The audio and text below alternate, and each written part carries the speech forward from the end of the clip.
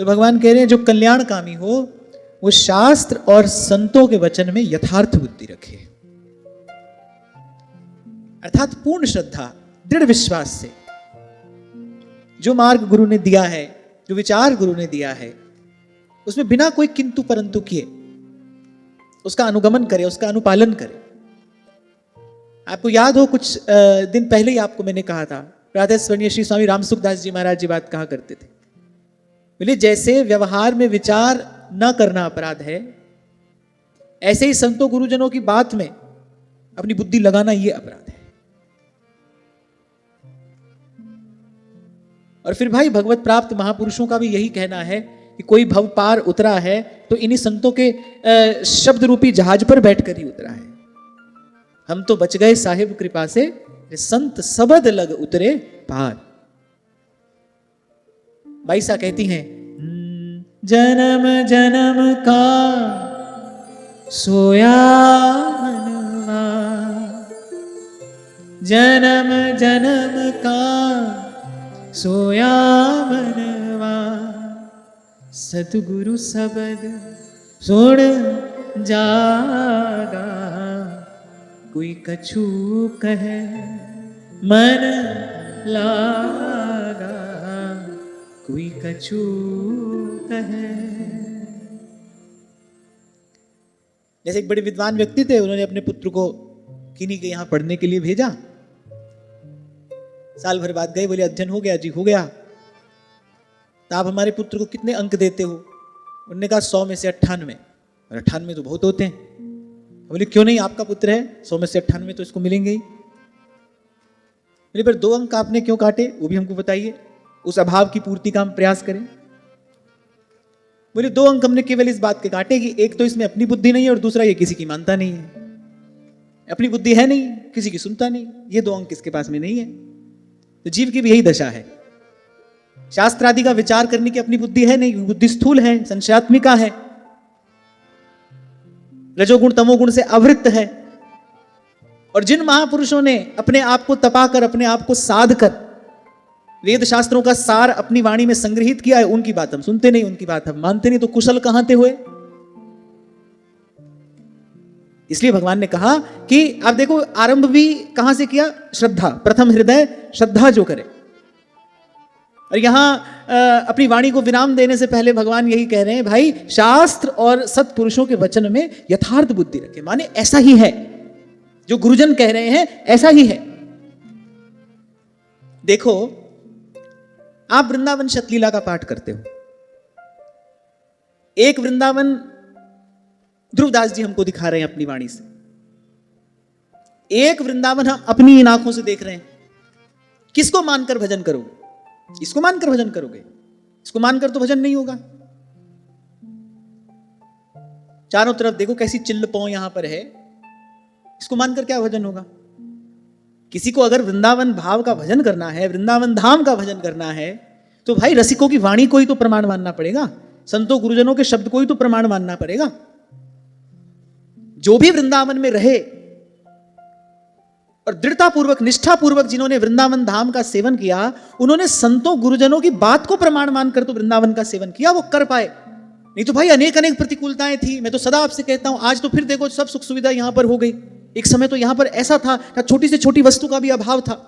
घोर प्रतिकूलताओं के बीच में रहकर संतों ने यहां पर भजन किया। तो उनकी दृष्टि इसके बाह्य स्वरूप पर नहीं थी, उनकी दृष्टि इसके उस अंतरंग स्वरूप पर थी जो संतों ने, गुरुजनों ने अपनी वाणी में बताया। वहीं से उन्होंने वस्तु प्राप्त की। और मन एक है, या तो यहां लगा लो या वहां लगा लो। और 2 दिन पहले भी यही चर्चा हम कर रहे थे, दुविधा से बड़ी जीवन की और कोई पीड़ा नहीं है। और यह बड़ी दुखद बात है कि 99% लोग इसी दुविधा में अपना जीवन गंवा देते हैं। ना तो व्यवहार सदता है, ना परमार्थ सदता है। इसीलिए कबीर जी कहते हैं, भक्ति करे कोई सूरमा। इसीलिए कहा, जो घर फूके आप ना चले हमारे साथ।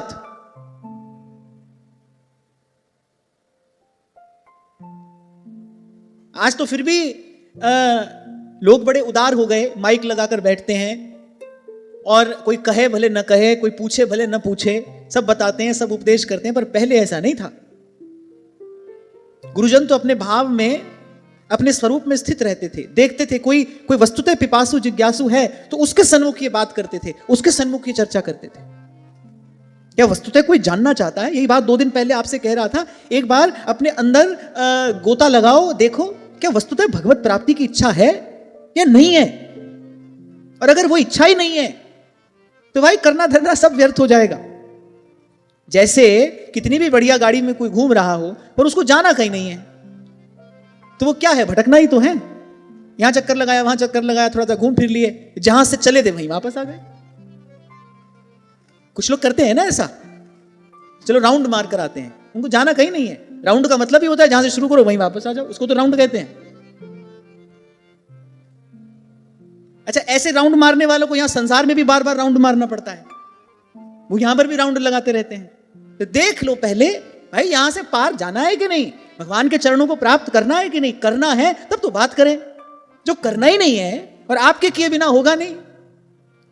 गुरु के माने शिष्य नहीं, शिष्य माने गुरु हुई, आपके किए बिना होगा नहीं, आप चाहे बिना करोगे नहीं। इसलिए बार बार आपको कहता हूं भाई, सबसे पहले देखो चाहते क्या हो, मन की सहज गति किस ओर है, और उसको स्वीकार करना पड़ेगा, उसको मानना पड़ेगा। उससे बचकर आप भाग नहीं सकते, क्योंकि वही आप हो, वही आपका वास्तविक स्थान है, वहीं पर आप खड़े हो, वहीं से आपको शुरू करना है। नहीं तो भाई ये सब बड़ी बड़ी बात है, हम कह लें आप सुन लो, राउंड लगाकर अपने घर वापस पहुंचो, क्योंकि जाना तो कहीं है नहीं। और यदि जाना है, यदि वस्तुतः थक गए हो, यदि पार जाना है संसार से, यदि वस्तुतः इस जीवन को सफल सार्थक करना है, भगवान के चरणारविंद का प्रेम प्राप्त करना है, फिर यही मार्ग है, फिर इसके अलावा कोई दूसरा रास्ता नहीं है। जी मार्ग सब संत गया छे, उसी मार्ग से हमको भी जाना है। महाजनो येन गतः सपंथा। ये जो अनेक अनेक प्रश्न कई बार आपके पास आते हैं ना, सत्संग सुन रहे हैं पर मन ऐसे हो गया, सत्संग सुन रहे हैं पर मन वैसे हो गया, प्रयास करते हैं पर नहीं कर पाते हैं, किंतु परंतु, ये जो सब है इसके मूल में कारण क्या है? इसके मूल में कारण है कि भाई अभी आप चाहते नहीं प्रभु को, अभी चाहते नहीं, अभी वो चाह जन्मी नहीं है। क्योंकि वो चाह तो सब करा लेती है, जब वो चाह जन्म लेती है, आप ही लोगों से सुना है हमने तो, जहां चाह वहां राह। मैंने तो इसमें एक बात जोड़ दी थी कि जैसी चाह वैसी राह, जहां चाह वहां राह। Where there is a will there is a way. और इच्छा ही नहीं है तो बोले सब कुछ आपके सामने हो, वो सब व्यर्थ है। मोटी बुद्धि से समझने की बात है तो स्थूल बुद्धि से ही समझ में आ जाएगी। भूखा ही नहीं है, सामने कोई भी वस्तु पड़ी हो, आपकी उसमें कोई रुचि नहीं है, और कहते हैं भाई भूख लगी हो तो 2 दिन की सूखी रोटी भी अमृत के समान लगती है। भूख लगी है। आपको शायद मैंने प्रसंग सुनाया था कि नहीं पता नहीं, श्री स्वामी सत्यानंद जी महाराज जब वो निकले उस परम सत्य की खोज में। अच्छा, एक बड़ी अद्भुत बात उनके जीवन में ये देखने को मिलती है कि वो आत्म साक्षात्कार के लिए जो उनकी यात्रा थी, जो उनकी तपस्या थी, उससे पहले वो कई अन्य संप्रदायों में बिल्कुल शीर्ष पर पहुंच चुके थे। माने वो बड़े मान्य और प्रतिष्ठित विद्वान थे। कहते हैं प्रज्ञा उनकी ऐसी थी कि बड़े से बड़े विद्वान को वो तर्क में एक क्षण में परास्त कर देते थे। इतनी तीव्र उनकी बुद्धि, ऐसी अद्भुत उनकी मेधा, विलक्षण उनकी प्रतिभा। 2 बड़े मान्य संप्रदायों में वो शीर्ष पर पहुंचे, लेकिन उनको संतोष नहीं हो रहा था। उनको लगता था कि मेरी तृप्ति नहीं हो रही, मुझे उस परमानंद की अनुभूति क्यों नहीं हो रही। मुझे ईश्वर ने ऐसी बुद्धि दी है, ऐसी प्रतिभा दी है, मैं एक क्षण में किसी को भी वाद विवाद में परास्त कर देता हूं, और वेद शास्त्र के पारगामी विद्वान सब कुछ है, पर लेकिन उन्होंने कहा कि मुझे आत्म तृप्ति नहीं थी, मेरा मन संतुष्ट नहीं था। वो जो नारद जी जिसको कहते हैं यन लब्धवा पुमांग तृप्तो भवति, उस तृप्ति का अनुभव मुझे नहीं होता था। कह देना बड़ा सरल है, जहां मीलों लंबी लाइन लगती थी उनसे मिलने के लिए लोगों की, वो सारा वैभव एक क्षण में छोड़कर और प्रभु को पाने के लिए चल दिए। हम तो छोटी छोटी तुच्छ तुच्छ बातों में किंतु परंतु कर रहे हैं। मैं कह केवल ये रहा हूं, जिसको इच्छा है उसके लिए रास्ता सामने है। कल भी आपको यही कह रहा था, यहां तो भूल भुलैया है, यहां तो सब दुविधा है, यहां तो सब झंझट है, और प्रभु की ओर किसी को जाना हो, इससे सीधा स्पष्ट तो कोई मार्ग ही नहीं है। वो भी सच्चा है, उसका मार्ग भी सच्चा है। हमारे प्रभु भी सीधे सरल हैं, सर्व सुलभ हैं राम हमारे, ऐसे उनका मार्ग भी ऐसा ही है। पर जाना तो हो किसी को। वो सब छोड़कर एक क्षण में चल दिए, और जब चले तो एक बार महाराज बताते हैं कि 3 दिन तक कुछ खाने को नहीं मिला। मेरे शरीर बिल्कुल अशक्त हो गया, एक कदम भी आगे रखने की मेरी सामर्थ्य नहीं थी। और कहते जब नहीं चल पाया हिमालय की ओर जब मैं यात्रा कर रहा था और कह जब मैं नहीं चल पाया, गिर पड़ा, तो एक गाय भैंस चराने वाला वो मेरे पास आया। उसने मुझे देखा, सन्यासियों के से मेरे वस्त्र थे, सोचा कोई कोई कोई महात्मा है। तो उसके पास 3 दिन की बासी रोटी थी और थोड़ा सा गुड़ और थोड़ी सी चाय की पत्ती, वैसे ही सामान उसकी पोटली में था। उसने कहा भाई कोई साधु है, सेवा कर देनी चाहिए। उसने वो चाय की पत्ती उबाली, थोड़ा गुड़ उसमें डाला और वो 3 दिन की बासी रोटी महाराज को दी। जैसे श्री रघुनाथ जी शबरी जी के बेर का वर्णन यत्र तत्र करते थे ना, ऐसे ही महाराज जीवन भर ये बात कहा करते थे। बोले जो आनंद, जो सुख मुझे उस 3 दिन की बासी रोटी में मिला, वो मुझे आज तक कभी नहीं आया। और फिर तो वो प्रभु को पाकर ही लौटे, इस यात्रा से वो खाली हाथ नहीं लौटे, फिर तो वो प्रभु को पाकर ही लौटे। भगवत प्राप्त महापुरुष, जहां उन्होंने दृष्टि डाली वहीं पर रिद्धि सिद्धि प्रकट हो गई। लेकिन उसके बाद भी वो यही कहा करते थे, बोले वो जो सुख मुझे वो बासी रोटी खाकर मिला ना, बोले वो कभी नहीं मिला, वो सुख फिर कभी नहीं आया। तो कहने का तात्पर्य क्या है कि भूख हो तो बासी रोटी भी अमृत है।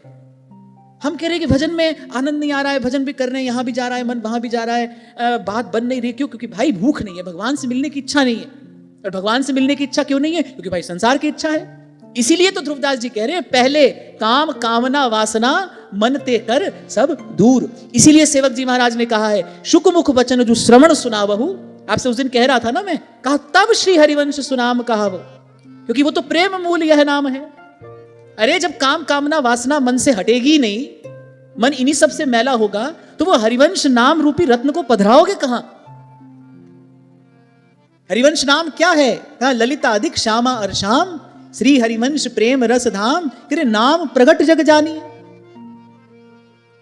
श्री हरिवंश नाम तो नित्य विहार का बीज है। जैसे एक पोटली में अनेक दुर्लभ रत्न कोई बांध कर रख दे, दिखने में पोटली है ना, होने में तो खजाना है वो। ऐसे ही नाम दिखने में नाम है और होने में तो भाई ये नित्य विहार है। नित्य विहार का बीज श्री हरिवंश नाम है। और जैसे बीज में वृक्ष समाया होता है, ऐसे ही इस नाम में भी नित्य विहार रूपी नाम ही समाया है। पर उससे पहले काम कामना वासना मन ते कर सब दूर, श्री राधा वल्लभ लाल भज रसिकन जीवन। इसीलिए सेवक जी महाराज आज्ञा देते हैं। अच्छा, श्री भगवत रसिक देव जी भी यही बात कहते हैं, प्रथम सुने भागवत भक्त मुख भगवत बानी। नित्य विहार की बात तो वो चौथे सोपान पर जाकर करते हैं, कह रहे प्रथम सुने भागवत। ये जो कहा गया है ना श्रीमद् भागवत में करने के लिए, यही भागवत धर्म है। और इसी के अनुष्ठान से प्रेमोपासना के योग्य कोई हो सकता है। हमारा अंतःकरण प्रेम की उपासना के योग्य बने, इसके लिए पहले भागवत धर्म के अनुष्ठान की आवश्यकता है। सेवक जी महाराज स्पष्ट कह रहे हैं, ऐसी भक्ति करे बहुकाल, फिर उसके बाद पाई रस भक्ति गूढ़ जुग जुग जग दुर्लभ भव इंद्रादि विधिम। ये सब तो अच्छा लगता नहीं, क्या सुना रहे हैं, ये तो बड़ा झंझट मालूम पड़ता है। तो ऐसे कूद कर पहुंच जाओगे, वहां पहुंच जाओ। कोई पहुंच सकता है तो पहुंचे, कोई जा सकता हो तो वहां जाए। खरो ही कठिन है भजन ढिंग ढरी को। और इसी मार्ग से कोई गया है वहां पर, मैंने कहा ना इसके अतिरिक्त दूसरा रास्ता नहीं है भाई। तो एक बार पिछले 2-3 दिन की बात दोहरा लें, आगे बढ़ना है। क्या क्या बात भगवान ने कही? सबसे पहले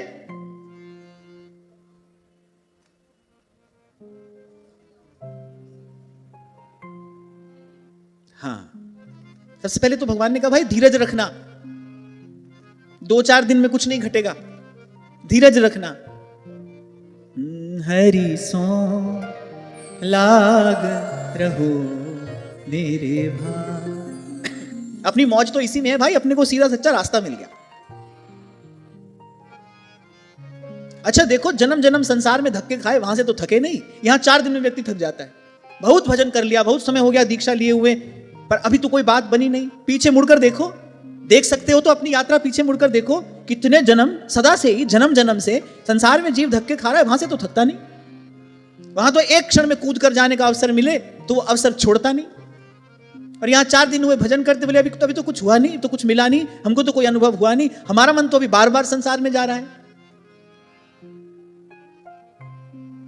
अभी भी किसी ने पूछा है भजन करें पर मन संसार में जा रहा है, और कहां जाएगा? जो जन्म जन्म का उसका अभ्यास है वही तो जाएगा। इस बात में इतना आश्चर्यचकित होने की क्या बात है? इसीलिए तो भगवान कह रहे भाई धीरज रखना, लगे रहना, भजन छोड़ना नहीं। सुख पाए फूले नहीं, दुख पाए विललाए, कोई बात नहीं, होगा। ये क्या कम बड़ी कृपा है कि हमको कोई मार्ग मिल गया, इस रास्ते पर हमारा पैर पड़ गया? होगा, जरूर होगा, क्यों नहीं होगा। कल भी आपसे मैं कह रहा था, यहां तो भाई सफलता की 100% गारंटी है। रे मन कर साहिब से प्रिय, जितने शरण आए सब उबरे, जितने शरण आए सब उबरे, ऐसी उनकी रीत रे मन कर साहिब सो प्रीत। तुम बड़ी बड़ी जो बात है, वो सार की जो बात है, उसकी एक बार चर्चा हम कर लेते हैं। पहले तो भगवान ने कहा धैर्य रखे, फिर भगवान ने कहा जो भी करे मेरे लिए करे, संसार पर दृष्टि रखकर ना करे, तुझको मुझको इसको उसको सबको मनाने का प्रयास ना करे, जो करे वो मेरी प्रसन्नता के लिए करे। और सबसे महत्वपूर्ण बात जो कही गई, भाई नित्य प्रति मेरे गुणों का गान करता रहे, मेरे भक्तों के संग बैठकर मेरी कथाओं का श्रवण करता रहे। ब्रज नागर नंदलाल सुनिस दिन गाए, हरि भक्तन के बैठ हरि गुण गाइए, भक्तन के संग बैठ हरि गुण गाइए। ब्रज नागर नंदलाल सुनिस दिन गाए। फिर भगवान ने कहा समता और शांति, इन भावों को अपने जीवन में स्थिर करके रखे, और नाता राम का हो, काम का नहीं। कल आपसे मैंने कहा था, राम का नाता हो तो सब अपने हैं, काम का नाता हो तो भाई फिर अपना शरीर भी अपना नहीं है। तो नाता राम का रखे, काम का नहीं। और जो कल जो बड़ी महत्वपूर्ण बात जिस पर चर्चा हुई, क्या? एकांत सेवन, इसका अभ्यास अवश्य होना चाहिए। देखो, एकांत में रहने से मौन का अभ्यास सहज होता है। अगर आप एकांत में रहोगे तो मौन का अभ्यास सहज हो जाएगा ना। अब अपने आप से तो बतलाओगे नहीं, कोई भी आसपास रहा तो कुछ ना कुछ किंतु परंतु होता रहेगा ना। कोई भी पास में रहा, जैसे कहने सुनने की महिमा है, ऐसे ही मौन की भी महिमा है। ये बिल्कुल ठीक ऐसा ही है कि जैसे खाना महत्वपूर्ण है, उसके साथ साथ उतना ही पचाना भी तो महत्वपूर्ण है। खाओ लेकिन पचाओ नहीं तो क्या होगा? अंततः शरीर शिथिल तो पड़ेगा। व्यक्ति खा तो रहा है लेकिन उसको पच नहीं रहा है, तो शरीर को कुछ मिलेगा थोड़ी। ऐसे ही जो कहना सुनना है, ये मान लो खाना है, और मौन जो है, एकांत जो है, वो उसको पचाना है। तो जितना खाना महत्वपूर्ण है उतना ही पचाना भी महत्वपूर्ण है। और मुझे तो लगता है कि अगर पाचन क्रिया अच्छी हो तो साधारण वस्तु भी शरीर को पोषण देने वाली है, और पाचन क्रिया ही अच्छी नहीं है तो कितना ही बढ़िया से बढ़िया काजू बादाम खाओ, वो सब व्यर्थ है। ये हमारे मजदूर भाई लोग देखो क्या खाते हैं, सूखी रोटी तो खाते हैं। दिन भर कितनी मेहनत, कितना कड़ा परिश्रम ये करते हैं, पर क्या है ना, परिश्रम के कारण जठराग्नि प्रबल होती है। जो भी खाते हैं वो सूखी रोटी भी खाते हैं, उसको वो जठराग्नि रस में परिवर्तित करती है, शरीर को शक्ति मिलती है। हम पड़े हैं हाथ पर हाथ धरे, टांग पर टांग चढ़ाए, खा रहे हैं काजू बादाम। प्रसाद है, श्री जी का प्रसाद है, ले पूरा कुल्लड़ भर के रबड़ी खा गए, श्री जी का प्रसाद है। दोना भर के खीर खा गए, काम करने को कुछ है नहीं। खा तो बहुत बढ़िया रहे हैं लेकिन पाचन शक्ति क्षीण है, कोई लाभ थोड़ी हो रहा है। परिणाम क्या होता है? वो पीठ और पेट का वियोग हो जाता है सदा सदा के लिए। तुम सदा सदा के लिए रोगी, भोगी। कहने का तात्पर्य यह है कि खाने से भी ज्यादा पचाना महत्वपूर्ण है। शरीर पचाए, आपकी जो पाचन तंत्र है वो स्वस्थ होना चाहिए। हमने तो कहते सुने हैं, लोग बोले पाचन क्रिया अच्छी हो तो पत्थर भी हजम हो जाता है। तो वो पाचन तंत्र स्वस्थ होना चाहिए। तो यहां पर ये जो कहना सुनना है, ये तो खाना है, लेकिन जो एकांत और मौन है वो इस खाए हुए को पचाना है। और उपनिषद का वाक्य है, आत्मा रेवा द्रष्टव्य श्रोतव्यो मंतव्यो निधिध्यासितव्य। श्रवण, मनन और फिर निधिध्यासन। तो एकांत सेवन, और मैंने कहा एकांत में जो रहेगा, मौन का अभ्यास उसका सहज हो जाएगा। और एक बार आपको एकांत और मौन का रस मिला, तो कल मैं आपसे बड़ी विनम्रता पूर्वक कह रहा था कि फिर इसके लिए आप देखोगे भाई कोई भी सुख छोड़ा जा सकता है। उसका अपना एक ऐसा सुख है, उसका अपना एक ऐसा आनंद है, वो कर देता है आपकी बुद्धि को सम और जैसे ही बुद्धि समत्व को उपलब्ध होती है वो वस्तु उसके सामने प्रकाशित होने लगती है। यही बात तो गीता में भगवान ने कहा, जिस पर बहुत प्रसन्न होता हूं उसको क्या देता हूं?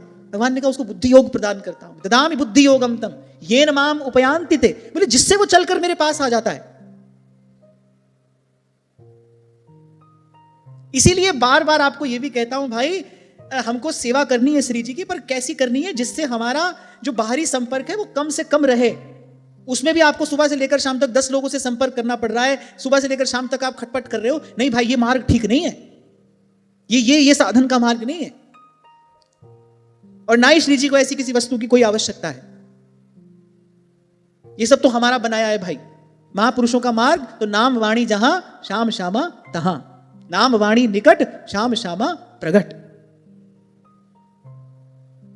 और कल एक बात और मैंने आपसे कही थी कि आपको अनुकूल वातावरण मिला है, बड़ी अच्छी बात है, बड़ी प्रभु की कृपा है। नहीं मिला है तो फिर बनाने का प्रयास करो। जैसे संसार में थोड़ी सी भी आशा की किरण दिखाई दे तो व्यक्ति प्रयत्न करना नहीं छोड़ता है ना, प्रयास करता है उसके लिए। ऐसे ही अनुकूल वातावरण बनाने का प्रयास करिए। आप प्रयास करोगे, आप इसके लिए प्रयत्न करोगे, भगवान आपकी संभाल करने के लिए खड़े हैं। और सदा ही आपसे मैंने कहा प्रभु कैसे संभाल करते हैं? जिमि बालक राखे महतारी, करऊं सदा तिनकी रखवारी। जिमि बालक, फिर आगे भगवान ने कहा सच्छ्रद्धया ब्रह्मचर्येण शश्वत असंप्रमादेन यमेन वाचा। भगवान ने कहा पूर्ण ब्रह्मचर्य। पूर्ण ब्रह्मचर्य अर्थात कि ऐसा नहीं कि केवल शरीर से ही किसी ऐसी क्रिया में लिप्त नहीं होना है, प्रयास यही करना है कि मन भी उस ओर ना जाए। 2 दिन पहले इस विषय पर हम बात कर रहे थे। ऐसा नहीं होता है कि विषय के सेवन से ही शक्ति क्षीण होती है, सावधान विषय के चिंतन से भी शक्ति क्षीण होती है। जो आपकी सकारात्मक ऊर्जा है, जो आपकी वाइटल फोर्स है, विषय के सेवन से आपकी वो सकारात्मक ऊर्जा नष्ट होती है। आपको कहीं ये लगे भाई कुछ किया थोड़ी, केवल सोच ही रहे थे, नहीं, वो सोचने से भी शक्ति क्षीण होगी। और विचार के साथ ही एक और बात है, ध्यान से सुनना, विचार के साथ ही उस शक्ति का स्खलन आरंभ हो जाता है, वो नीचे की ओर जानी आरंभ हो जाती है, उसका अधोगमन आरंभ हो जाता है, जैसे आप विषय का चिंतन करते हैं। ये जो भगवान ने पूर्ण शब्द कहा, ब्रह्मचर्येण शश्वत, पूर्ण ब्रह्मचर्य।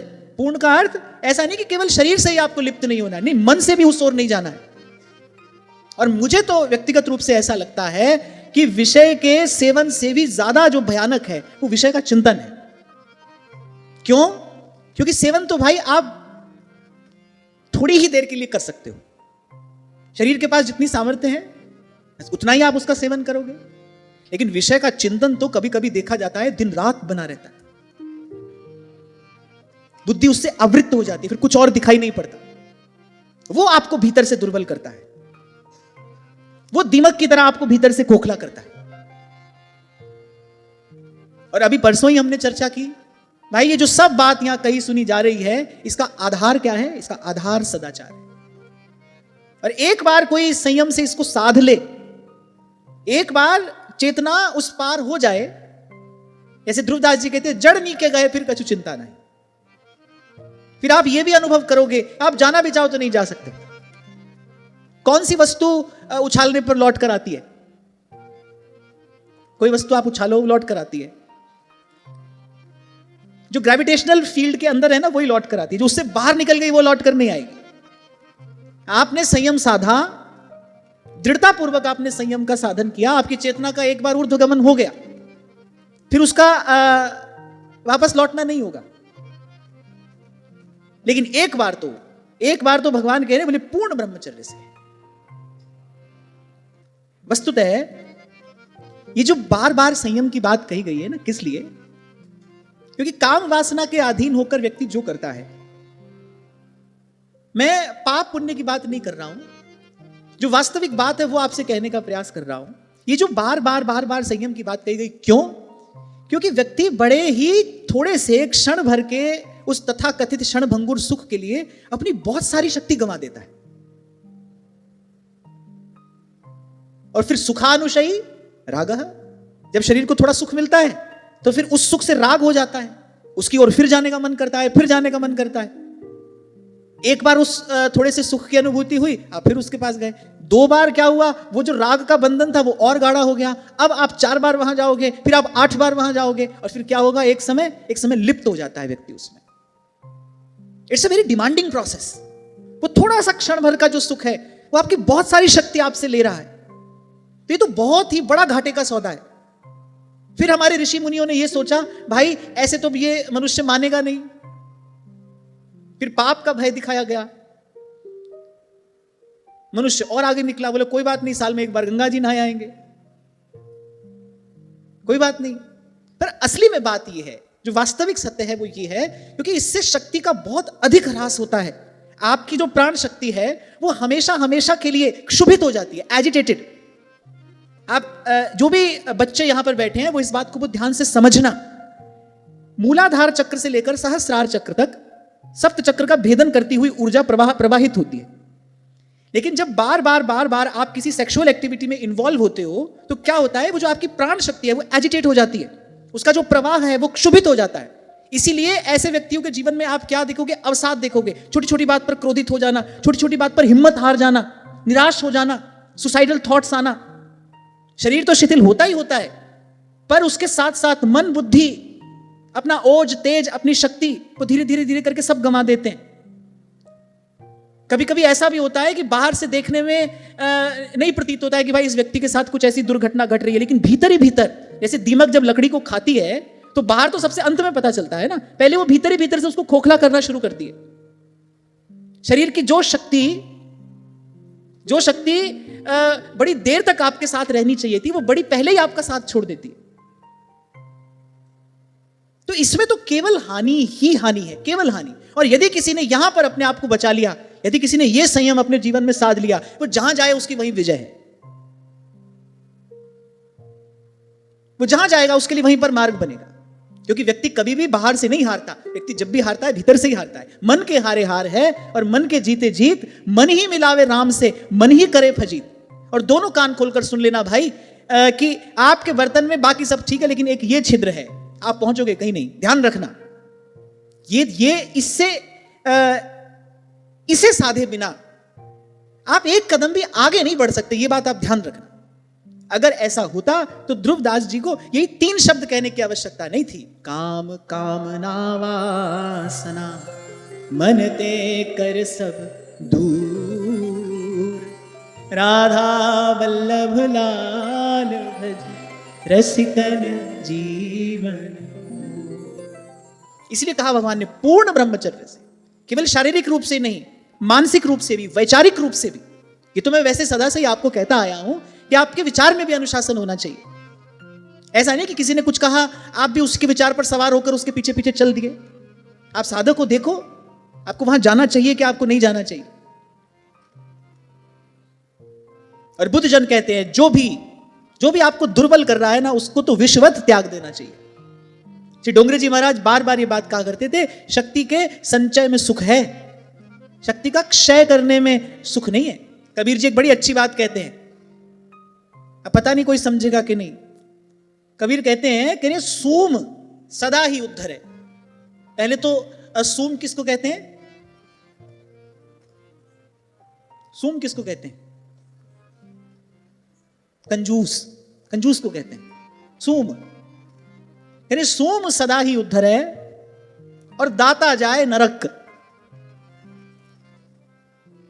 बोले सूम सदा ही उद्धर है, बोले जो कंजूस है उसका सदा ही उद्धार होता है। अगर ये दाता जाए नरक, और बोले जो दाता है वो नरक जाता है। कहे कबीर साधो सुनो, बोले मत को जाओ सरक। सूम सदा ही उद्धर है और दाता जाए नरक।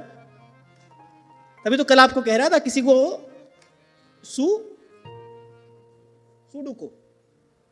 सुडुको खेलना हो, यहां पर आकर खेलो, पढ़ो कबीर जी की वाणी, विचारो उसका अर्थ। कबीर कहते बरसे कंबल भीगे पानी, दास कबीर की उल्टी वाणी। बरसे कंबल और भीगे पानी, दास कबीर की उल्टी वाणी। आनंद आ रहा बाबा?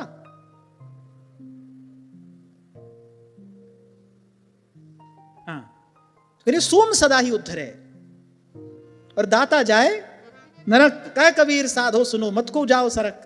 कोई बताएगा?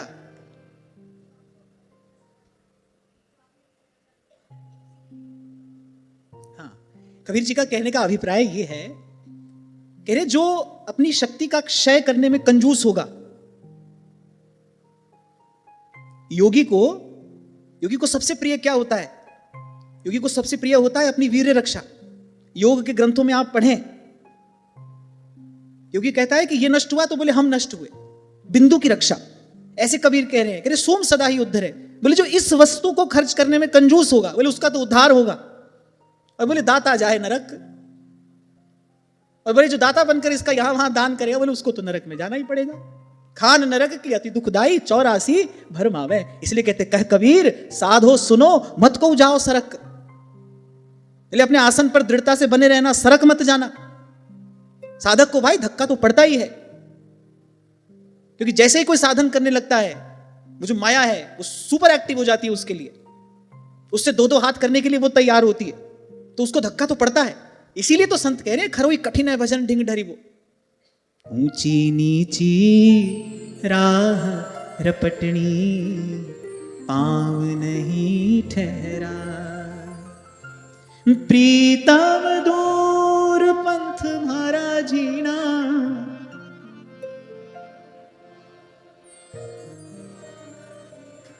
सूरत झकोड़ा खाए सखी मैं हरि से मिलूं कैसे जाए, सखी मैं हरि से मिलूं कैसे जाए।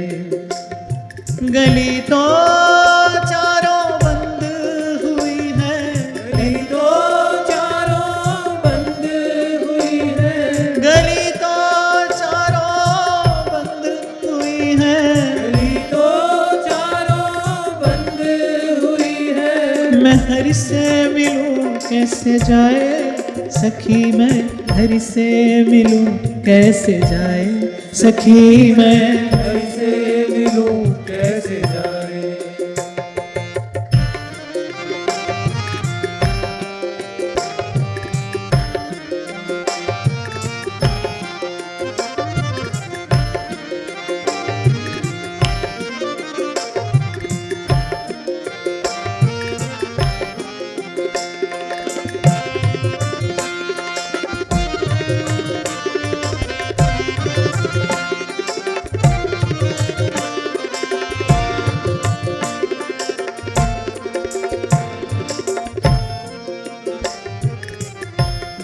सखी मैं हरि से मिलूं कैसे जाए।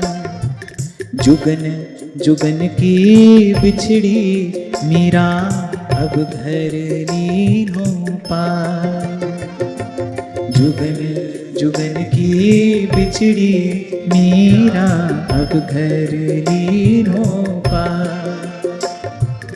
मीरा के प्रभु समरथ स्वामी,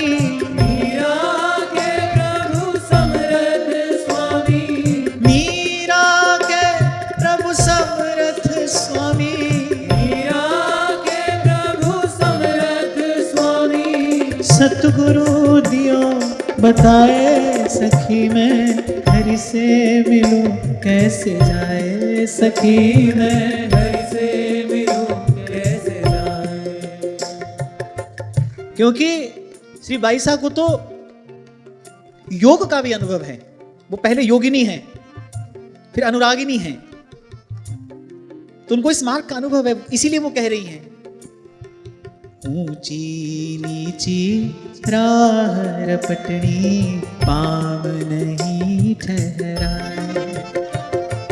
ऊंची नीची राह रपटनी पाँव नहीं ठहराए।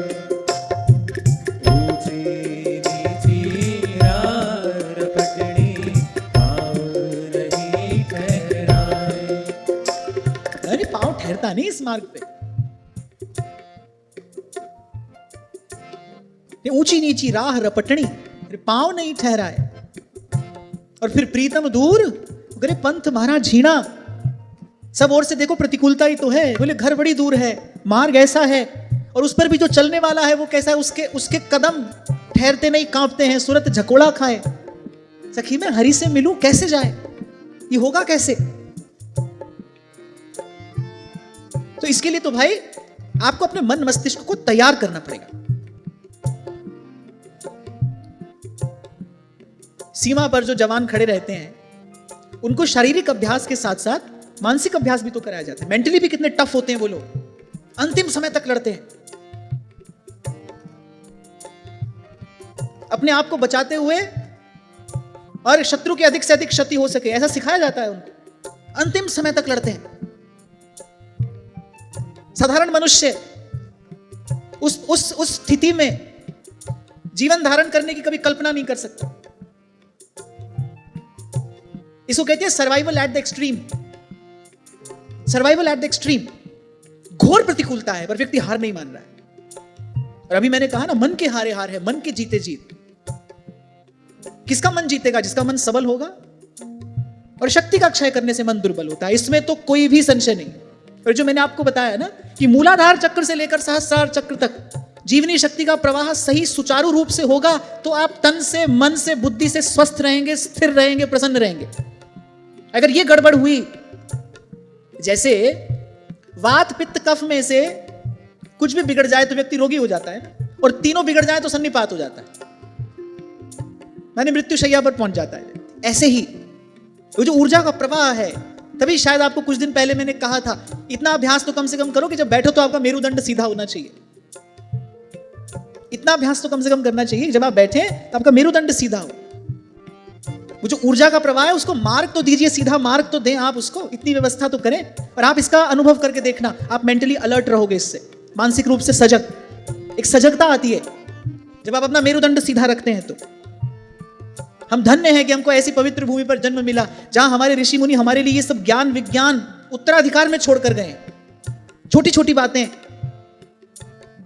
मेरी इस एक वाक्य में बड़ी श्रद्धा है, छोटी छोटी बातें जीवन में पूर्णता लाती हैं। और पूर्णता का आना बहुत बड़ी बात होता है, वो छोटी बात नहीं है।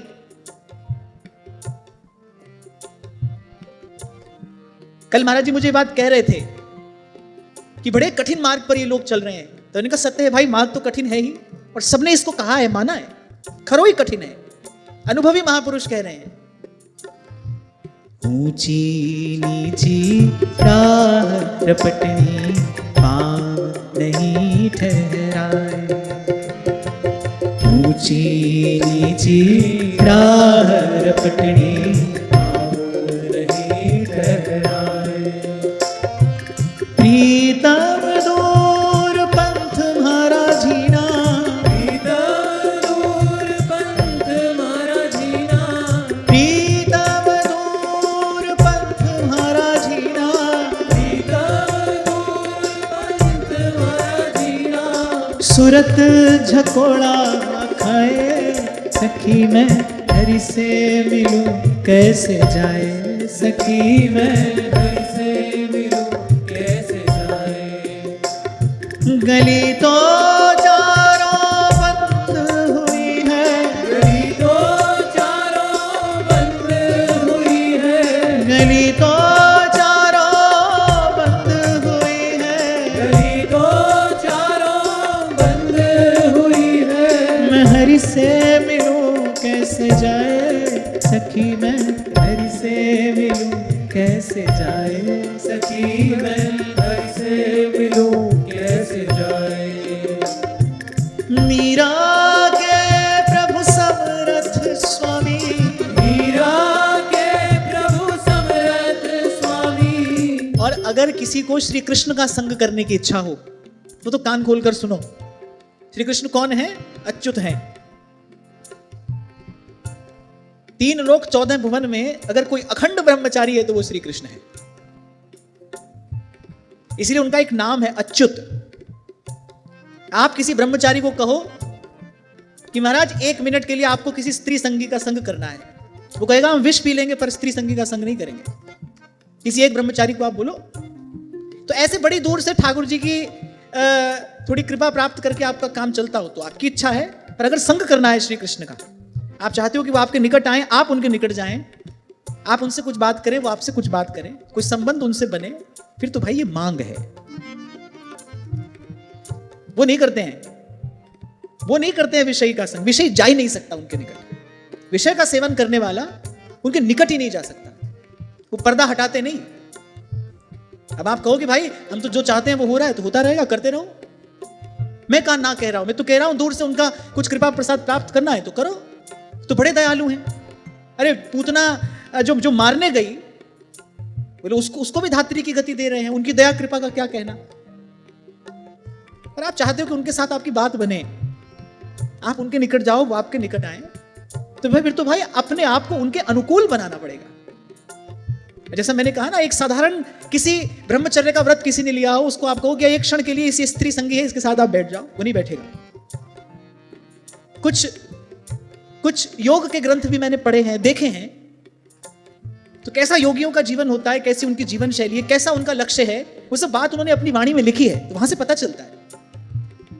और शायद 3 दिन पहले यहां भी ये चर्चा हुई, भगवान ने भी अपने पुत्रों को सदुपदेश कराते हुए कहा, परधन परतिये भंजु। एक और बात, ऐसा नहीं कि ये बात केवल अविवाहित लोगों के लिए ही है। व्यक्ति ये सोचे भाई हमारा तो विवाह हो गया, हमारे लिए तो अब सब छूट है। जो भी साधक है, वो विवाहित हो, अविवाहित हो, गृहस्थ हो, विरक्त हो, कोई भी हो, विवाह तो उसके लिए कही जा रही है, जिसको श्री कृष्ण का प्रेम प्राप्त करने की इच्छा है। क्योंकि जहां राम तहां काम नहीं, और जहां काम नहीं राम। मीरा के प्रभु गिरधर नागर, मीरा के प्रभु गिरधर नागर, मीरा के प्रभु समरथ स्वामी, मीरा के प्रभु समरथ स्वामी। सतगुरु दियो बताए, सखी मैं हरि से मिलूं कैसे जाऊं, सखी मैं हरि से मिलूं कैसे जाए, सखी मैं हरि से मिलूं कैसे जाए, सखी मैं हरि से मिलूं कैसे जाए। तो कहा ब्रह्मचर्येण शश्वत, और फिर कहा असंप्रमादेन यमेन वाचा, वाणी का संयम। और मुझे लगता है कि जिसको एकांत का अभ्यास हो जाए ना, कुछ बातें तो उसके प्रसाद स्वरूप सहज जीवन में आ जाती है। जैसे मैंने कहा, आप एकांत में रहोगे तो मौन का अभ्यास सहज होने लगेगा, और जैसे ही मौन से आपकी शक्ति संचित होने लगेगी, वो जो वाक शक्ति है, जब मौन से जब उसका संचय होने लगेगा, उसमें जब स्थिरता आने लगेगी, आपकी इच्छा ही नहीं होगी 1 से 2 शब्द बोलने की। आप देखो, इसका अनुभव करके देखो। तभी तो कल आपको कह रहा था भाई, कहने से कुछ नहीं होगा, जो होगा करने से होगा, कितना भी हो मुश्किल, लेकिन पहला कदम जरूरी है।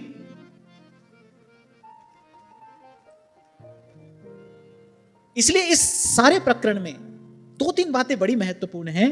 सबसे पहले, साधक प्रमाद से बचे, एकांत मौन का अभ्यास हो, सत्संग में तो बिल्कुल प्रमाद ना करे, या में प्रमाद ना करे, रसिकन को संग करे निस दिन, इसमें प्रमाद ना हो। एकांत का मौन का अभ्यास हो, और जब शक्ति के क्षय का समय आए तो कंजूस हो जाओ, वो बड़ी अमूल्य वस्तु है, ऐसे ही गंवाने के लिए नहीं है। फिर उस समय कंजूस हो जाओ। आपको बताऊं, जब ये 2 पंक्तियां मैंने पढ़ी, कितने दिन तक मुझे समझ में नहीं आया कि वस्तुतः कबीर जी कहना क्या चाह रहे हैं। पहली पंक्ति पढ़ के तो मुझे लगा कि शायद प्रिंटिंग एरर है, मुझे लगा शायद छपने में कोई गलती हो गई, उल्टा छाप दिया। वो कह रही है, सोम सदा ही उद्धर है और दाता आ जाए नरक। एक बार तो मेरा मन किया कि जिस पब्लिशिंग हाउस से किताब छपी है उनको फोन करके बताओ ये तुमने क्या छापा। फिर बड़ी देर के बाद बात समझ में आई कि वस्तुतः ये महापुरुष कहना क्या चाह रहे हैं, कि कहे कबीर साधो सुनो मत को जाओ सरक। यहां से बात समझ में आई। आपके जीवन का ओज तेज, आपका बल, आपकी बुद्धि, आपकी शांति, आपकी स्थिरता, सब है वो शक्ति, ऐसे उसका क्षय ना किया जाए। और जैसा मैंने कहा कि एक बार मौन से आपकी वाक शक्ति स्थिर हो गई, आपकी इच्छा ही नहीं होगी ज्यादा बात करने की। ऐसे ही जब इंद्रियों के संयम से भी एक बार जीवनी शक्ति स्थिर हो जाती है, उसके बाद मन में एक सहज स्थिरता आती है। मन की जो ये उछल कूद है, ये जो उठपटांग मन की चेष्टा है, ये स्वतः समाप्त हो जाती है। और भाई संतों गुरुजनों की कृपा से जो ये थोड़ा सा साधक जीवन का अनुभव है, मैं तो देखो भाई जो गुरुजनों की कृपा से समझ में आ रहा है वही बात आपसे यहां पर कहता हूं। एक बात आपसे जरूर कहूंगा, अवश्य कहूंगा, एक बार आपको अपने भीतर उस सुख की एक किरण दिखाई पड़ी ना, आप देखना, उसके बाद आप नहीं, आपका रोम रोम कहेगा सुख पाया, सुख पाया, रहम तेरी सुख पाया सदा। तब समझ में आता है भाई ये कितना अद्भुत मनुष्य जीवन, केवल अमूल्य ही नहीं अद्भुत भी है। ये कितना अमूल्य अद्भुत जीवन है। तभी भगवान को सबसे अधिक प्रिय मनुष्य का शरीर है।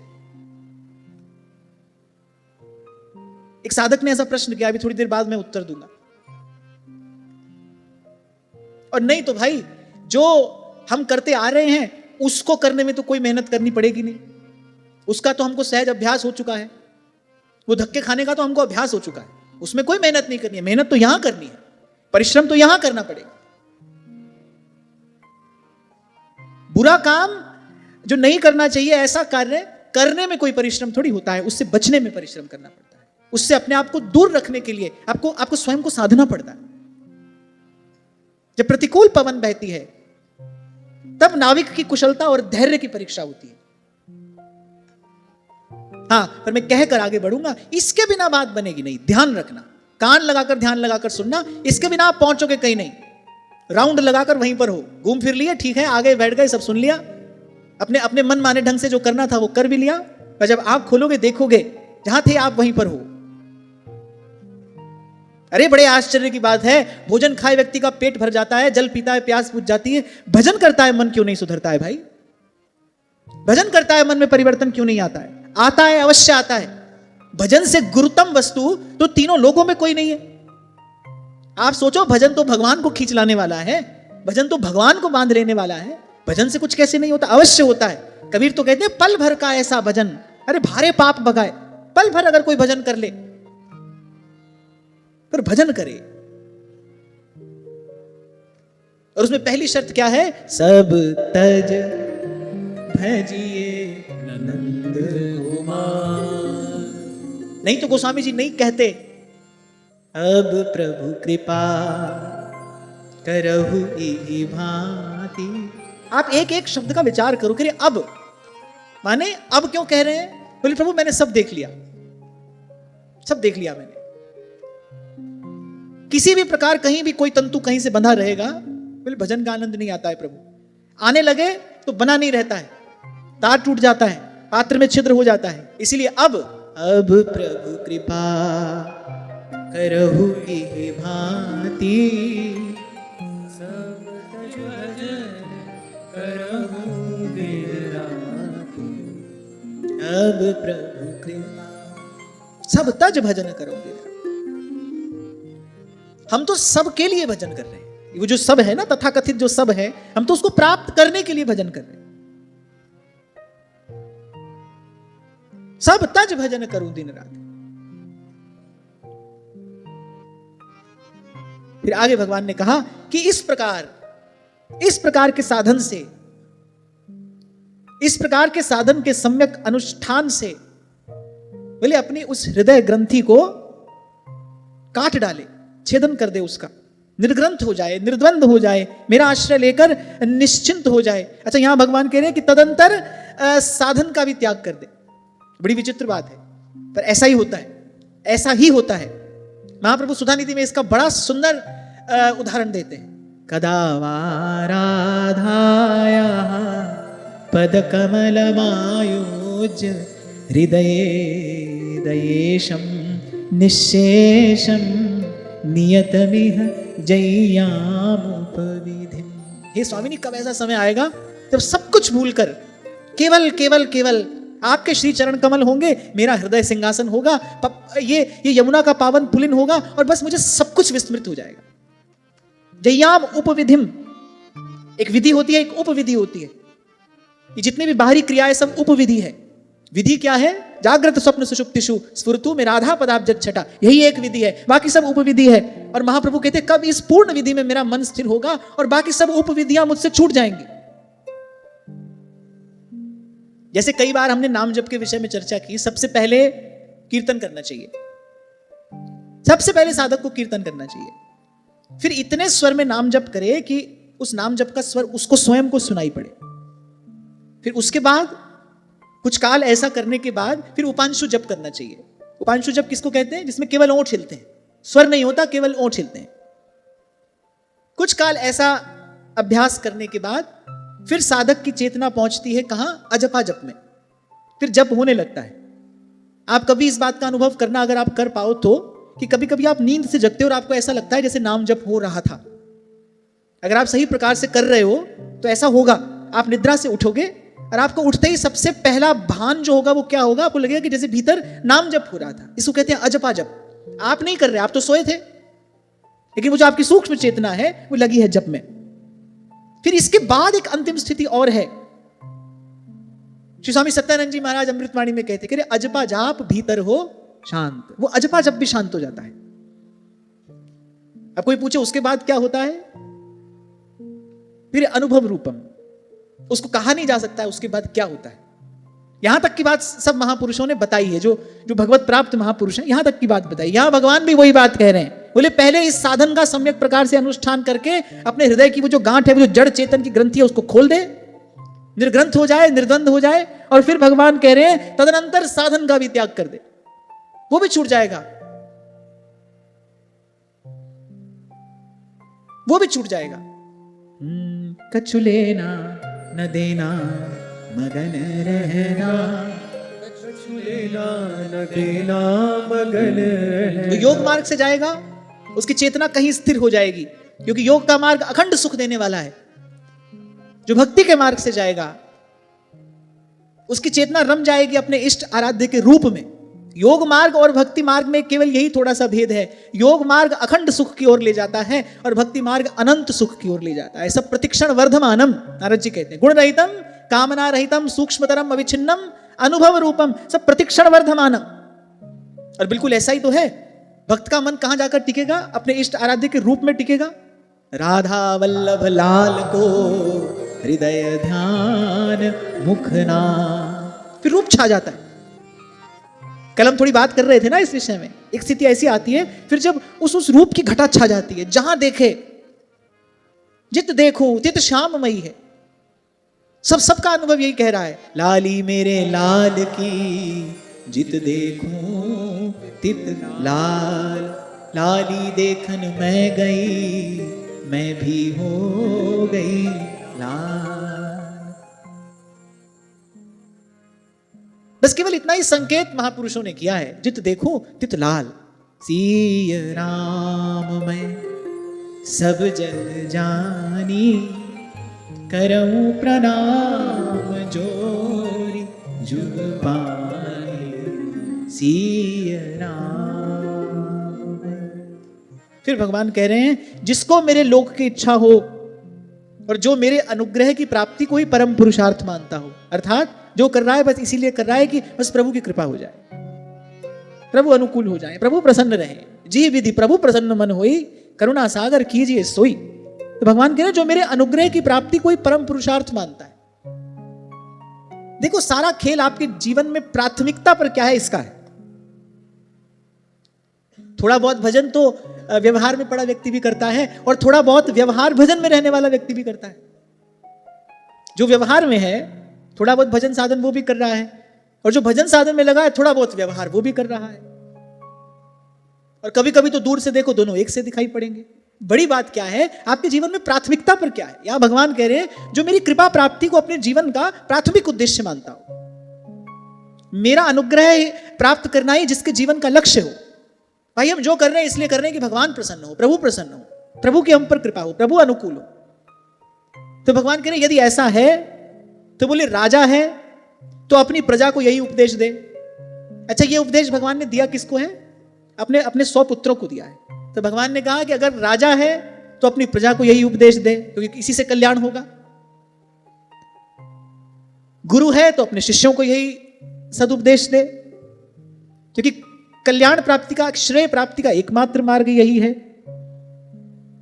और बोले पिता है तो उसे अपने पुत्रों को, अपनी संतान को यही बात सिखानी चाहिए, यही ज्ञान प्रदान करना चाहिए।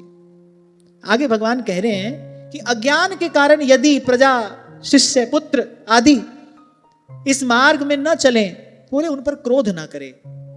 बार बार बार बार प्रयास करके किसी प्रकार से उनको इसी मार्ग में लगाए। जब श्रीमद् भागवत की चर्चा आरंभ हुई ना, तो कुछ समय तक तो मुझे पता है आप सबके मन पर क्या बीती। बहुत सारे लोगों के भाव यहां वहां से मेरे पास आ जाते थे। मैंने यहां से कभी कहा नहीं, क्योंकि भाई हमारा मार्ग निश्चित था, हमको तो इसी मार्ग पर जाना ही था। और क्यों जाना था? क्योंकि भगवान की आज्ञा है, ये भगवत आज्ञा है। और आज सत्र के आरंभ में ही मैंने आपसे कहा कि प्रथम सुने भागवत, उस अत्यंत निर्मल विमल उज्जवल हित के भाव को धारण करने के लिए जैसा अंतःकरण चाहिए, वो केवल और केवल भागवत धर्म के अनुष्ठान से ही प्राप्त किया जा सकता है। और ये भागवत धर्म है। अगर हमने ईमानदारी से श्रद्धा पूर्वक यहां बैठकर ये सब कहा सुना है, तो व्यवहार में कभी मन यहां वहां जाने लगेगा तो ये शब्द ये विचार हमको रोक नहीं लेंगे, अवश्य रोकेंगे हमको। प्रयास तो करेंगे हमको रोकने का, और आज नहीं तो कल हम रुक भी जाएंगे। यही सत्संग का फल है, यही सत्संग का प्रसाद है। सुख मुख वचन रचन कह कोटिक बिगड़े व्यास सुधारे, बिगड़े मन को सुधार दे, यही सत्संग का फल है, यही सत्संग का प्रसाद है। सठ सुधरे सत्संगति पाई, अपना मन ही सठ है भाई। यहां किसी दूसरे व्यक्ति के लिए तो नहीं कहा गया है। ये जो मन सठ है ये सुधर जाता है। व्यास जी कह रहे बिगड़े व्यास सुधारे, कोटिक बिगड़े व्यास सुधारे। पहले हम जैसे कितने ही सुधार दिए, किसने? श्रीमद् भागवत जी ने। सुख मुख वचन रचन कह कोटिक, संतों ने श्रीमद् भागवत धर्म का सदुपदेश किया और बिगड़ा मन सुधरा। मन को सुधारने की रीति यही है। तो उस समय क्या होता था? आपको लगता था अरे कुछ रूखी सूखी सी बात है, ये भी करना पड़ेगा, ये भी करना पड़ेगा। अच्छा, ये तो हमें पता ही नहीं था। पर हमको वो काम क्यों करना था? क्योंकि भाई भगवान की आज्ञा है। जिस स्थान पर मैं यहां बैठा हूं, इसके प्रति मेरा एक कर्तव्य है, और मेरा प्रयास यही है कि भाई इस कर्तव्य का पूर्ण निष्ठा से, पूरी ईमानदारी से निर्वाह किया जा सके। तो यहां भगवान कह रहे हैं जिसको मेरे लोक की इच्छा हो, जो मेरी प्रसन्नता प्राप्त करना चाहता हो, मेरा अनुग्रह ही जिसके लिए परम पुरुषार्थ हो। भगवान ने कहा वो अगर राजा है तो अपनी प्रजा को यह सदुपदेश दे, गुरु है तो अपने शिष्यों को यही मार्ग बताए, और पिता है तो अपने पुत्रों की कल्याण के लिए पुत्रों को किसी भी प्रकार से लगाए इस सन्मार्ग में। हाँ, इतना भगवान ने आगे अवश्य कह दिया कि कोई इस मार्ग पर न चलकर कर्म को ही अपना परम पुरुषार्थ मानता रहे, तो भगवान ने कहा उससे नाराज नहीं हो, उस पर क्रोध नहीं करे, लगा रहे। तो ऐसे हम भी भाई श्रीमद् भागवत के सानिध्य में आकर बैठेंगे, कहते सुनते रहेंगे, और संत हमको सहारा दे रहे हैं। जितने शरण आए सब उबरे, ऐसी उनकी रीत रे मन कर साहिब सोपी। और फिर भगवान कह रहे समझा बुझाकर उनको उस सकाम कर्म के मार्ग पर न जाने दे। बोले वो तो बिल्कुल ऐसा ही है जैसे किसी अंधे मनुष्य को जानबूझकर गड्ढे में धकेल दे, ऐसा तो बिल्कुल भी ना करे।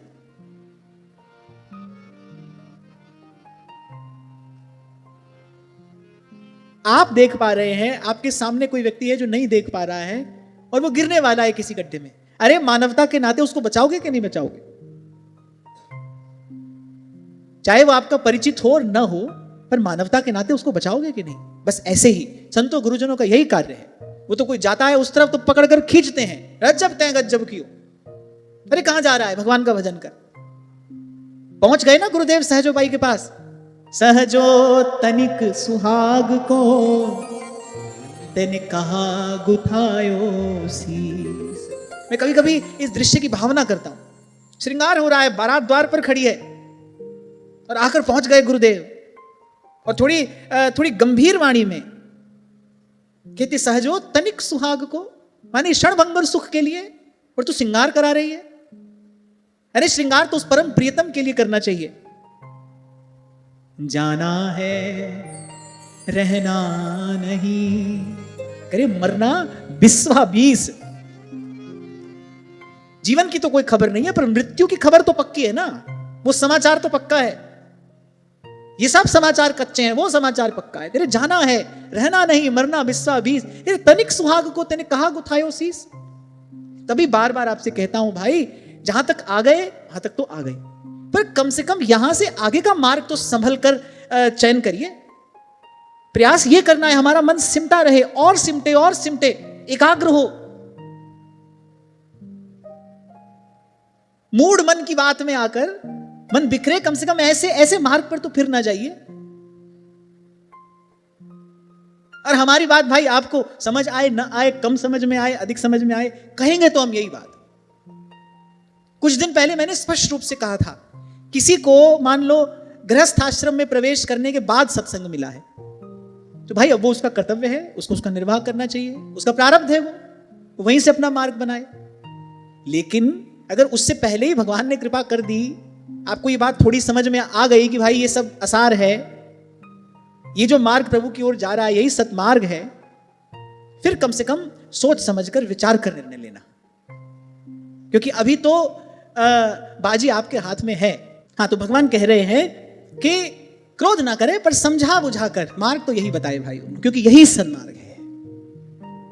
हम स्मरण कर रहे थे श्री सहजोबाई जी का, क्योंकि सहजोबाई जी की चाह सच्ची थी, वो चाहती नहीं थी, वो उस बंधन में बंधना नहीं चाहती थी। बड़े करुण स्वर से उन्होंने अपने गुरुदेव को पुकारा था, और गुरुदेव सिद्ध पुरुष थे, प्रकट हो गए।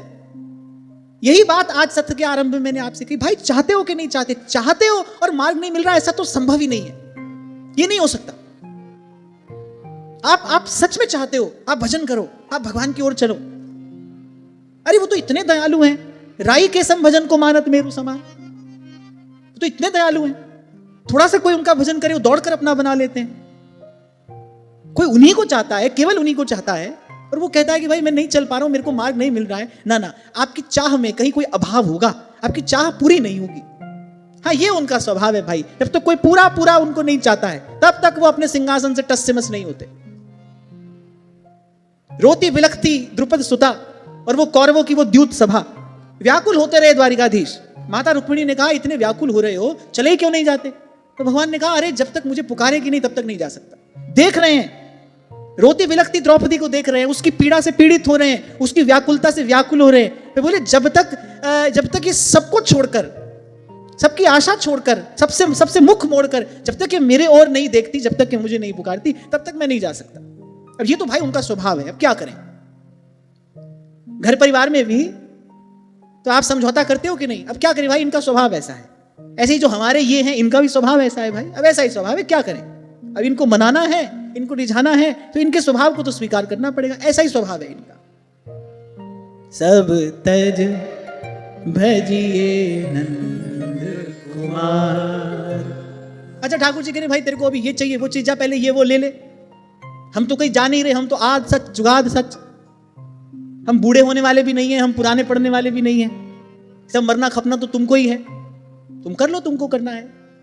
ठाकुर जी को तो कोई शीघ्रता नहीं होती है, जल्दी हमको है भाई, हमको जल्दी है, क्योंकि बहुत गई थोड़ी रही और 100 बीती जाए, और फिर ये अवसर हाथ से गया तो जाने ये अवसर आएगा कि नहीं आएगा। पत्ता टूटे डार सो बहर न लागे बार, फिर ये अवसर मिलेगा कि नहीं मिलेगा नहीं कहा जा सकता है।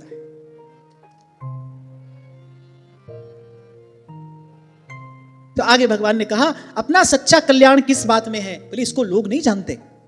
बोले जो साधारण मनुष्य है वो नहीं जानता है इस बात को कि भाई मेरा कल्याण किस प्रकार से होगा। इसीलिए तो अनेक अनेक प्रकार की भोग वासनाओं में फंसकर थोड़ी देर के सुख के लिए किसी से राग और किसी से द्वेष,